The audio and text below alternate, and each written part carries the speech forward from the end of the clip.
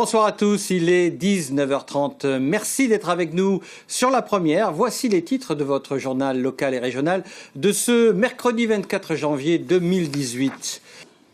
Notre dossier du journal avec un retour sur la pollution aux algues du côté du Sheraton d'Eva. Vous le savez, plusieurs kilomètres de plage sont contaminés par une pollution organique ou minérale.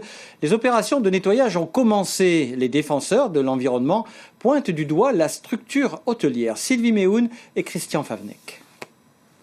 Une marée verte déferle sur plus de 3 km de plage entre l'embouchure du Cric Salé et l'emboucure de la rivière d'Eva. Cette pollution aux algues a fait surface il y a une semaine, provoquant la colère et la crainte des habitants de Bourail.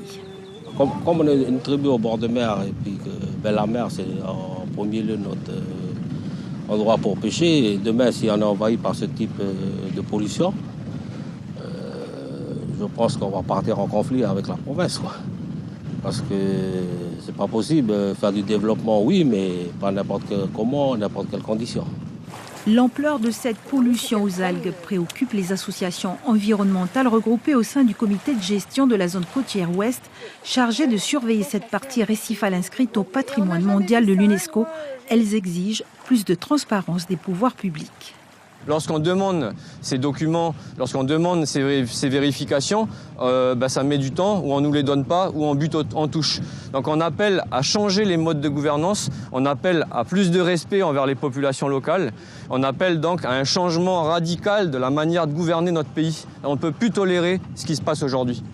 La prolifération de ces algues est générée par une quantité anormalement importante de phosphate et de nitrate contenus dans les eaux usées déversées dans la nature. Notamment pointée du doigt ici, la station d'épuration de l'hôtel Sheraton d'Eva et la fertilisation du green de son golfe. On parle de quantité d'algues qui ont proliféré avec certainement plusieurs sources d'engrais, de nitrate et de phosphate. L'explication de la steppe du Sheraton et du Golfe sont insuffisantes pour expliquer une prolifération aussi importante d'algues. Les ulves Cladophora, voici l'espèce qui a envahi le littoral de Poé. La lumière, la chaleur, l'apport excessif en nitrate ont favorisé leur développement. L'épisode se situe juste après de fortes pluies. On vient de traverser une période sèche relativement importante avec de très très fortes pluies qui ont eu un phénomène de lessivage sur tout l'arrière-pays. Cette zone, on la connaît à fort potentiel agricole, donc on peut se poser la question sur les pratiques agricoles, les pratiques également au niveau du golfe, de l'entretien des pelouses, des greens du golfe, etc. Mais également tous les rejets liés à la présence humaine, le fonctionnement des fosses septiques, le fonctionnement des stations d'épuration. Bref, ce sont un ensemble de sources de nitrates. Et il faut garder présent à l'esprit que tout ce qui se passe à terre, à un moment donné, atterrit dans le lagon. Depuis 2 jours, les services de la province sud procèdent au nettoyage de la plage. Les tonnes d'algues seront stockées non loin d'ici dans une ancienne carrière de sable.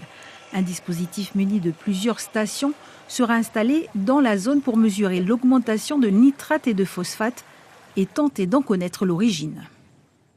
Voilà, c'est la fin de votre journal d'information. Merci de l'avoir suivi. Prochain rendez-vous d'actualité demain matin en radio dès 6h avec Isabelle Pelletier. Continuez bien sûr à nous suivre sur le web, Facebook et Twitter. Nous, on se retrouve demain dès 19h. Très belle soirée à vous sur La Première.